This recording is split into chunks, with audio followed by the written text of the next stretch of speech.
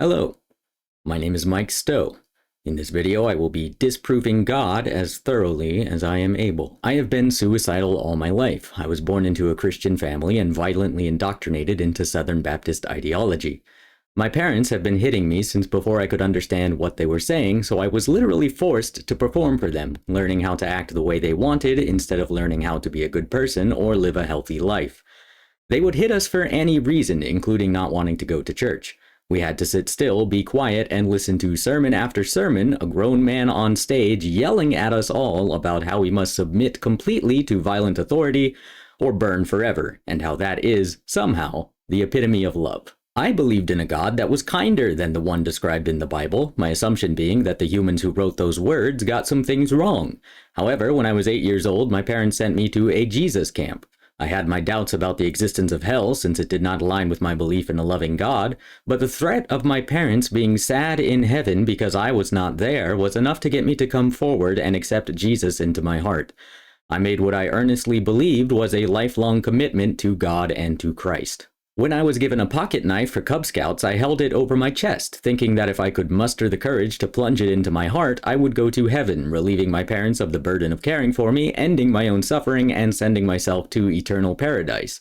My survival instinct prevented me from acting on those thoughts, and I, of course, attributed it to God's will. I practiced Christianity until my 20s. I sang in church choir. I tried once or twice to share the gospel with my friends at school. I prayed multiple times a day.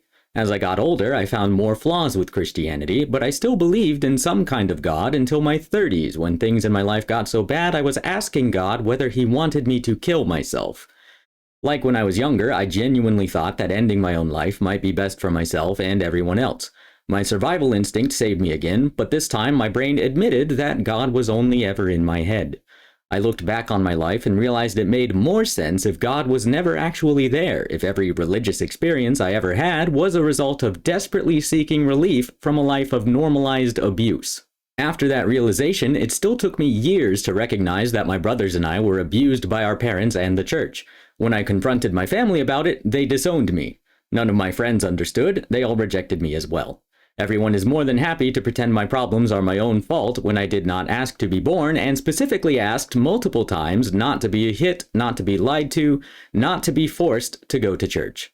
My parents violently set my life's course, and I am still struggling to alter it. It may not be physically possible. My personal experiences do not disprove God. I just wanted to provide context to get ahead of comments that assume I have always been atheist or have never made the same mistakes as every other Christian.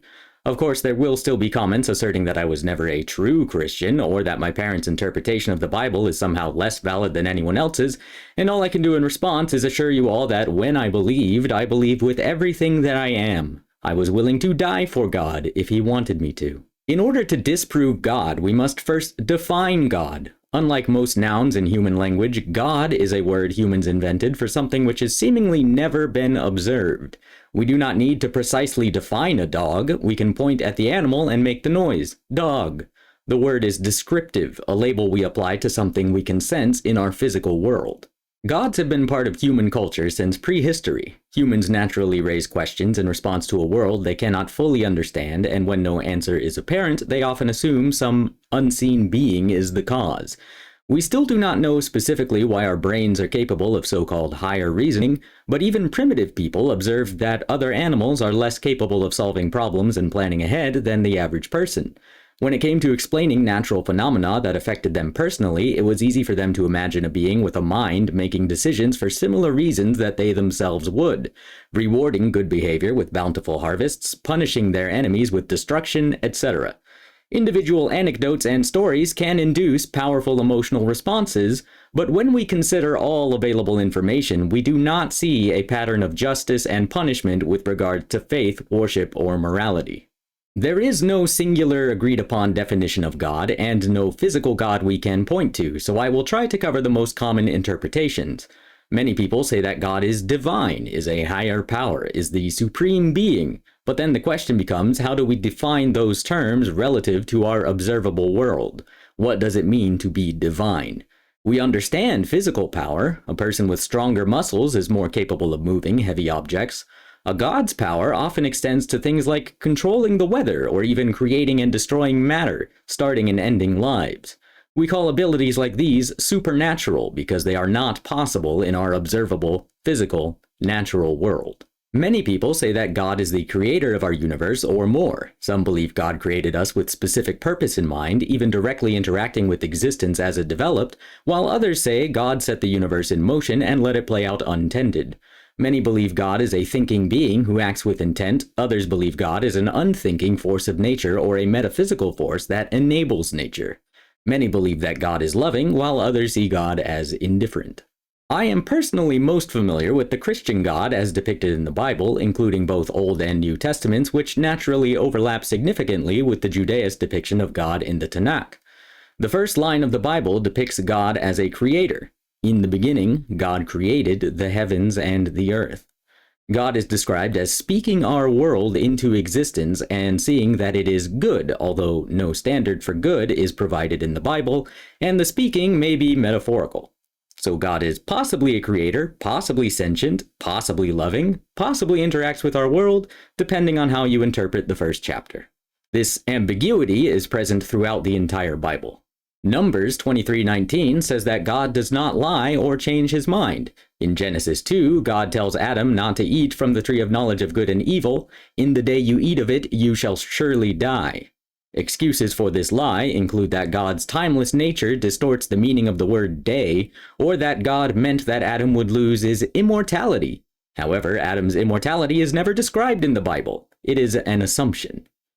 Genesis 6 and Exodus 32 describe instances in which God changed his mind.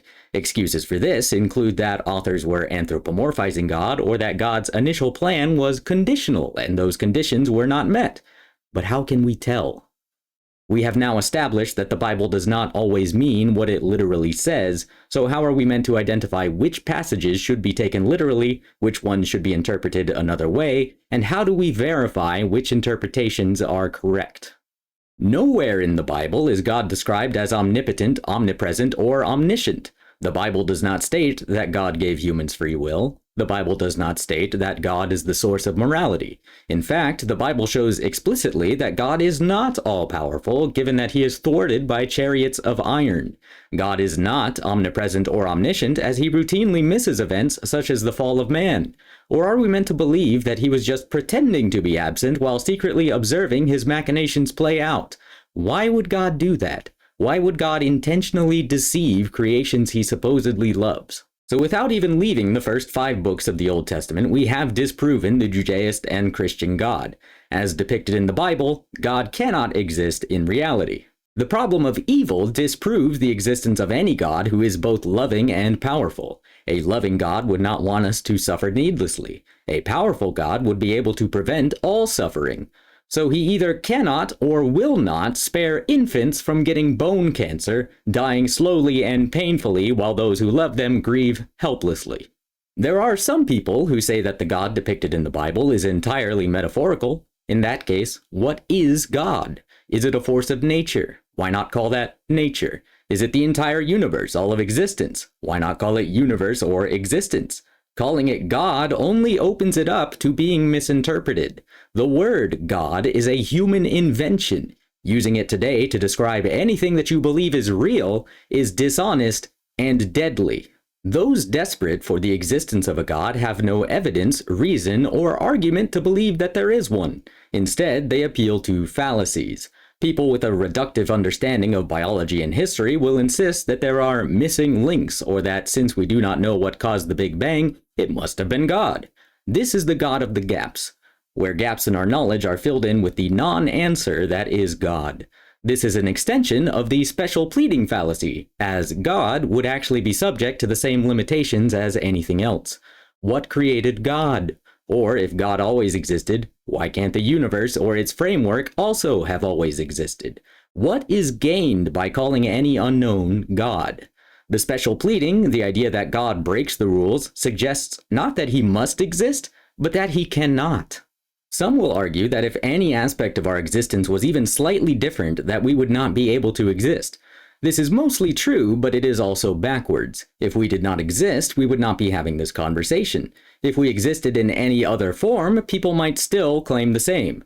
We also have a very limited sample size. We do not know whether conditions exist elsewhere in the universe, in time or in space, for what we call life to survive long enough to develop what we consider conscious thought and self-expression. Recently, the idea of a necessary being has gained popularity. The concept of contingency is only a theory, but people use it to suggest that a necessary being must exist.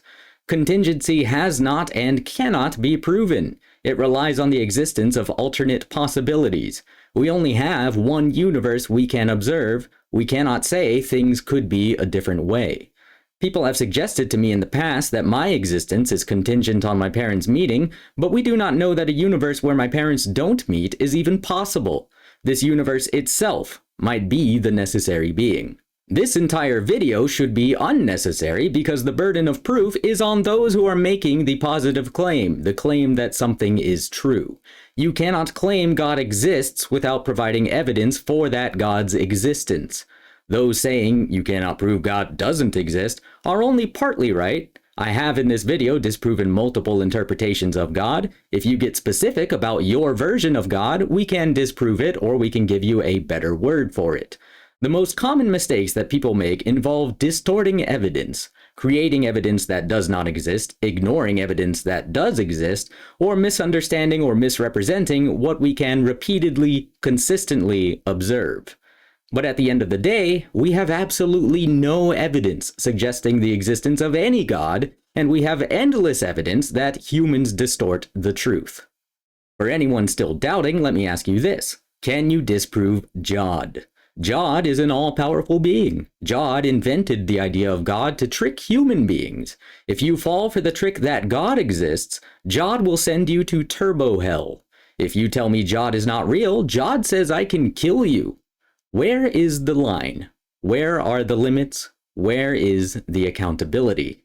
Why are real human beings voting against their own best interests and taking everyone else down with them? Humanity must mature before we destroy ourselves. We live in the information age. Any person accepting or repeating claims without evidence as though they are facts is engaging in selfish, deadly cowardice. Theists are bad people. The Abrahamic faiths are death cults. Wrongness is intolerable if you value real life. Defend truth or die. If you have comments or questions, if you think that I missed anything or got something wrong, please let me know in the comments or email me at snoopsqueak@snoopsqueak.com. Thank you for watching.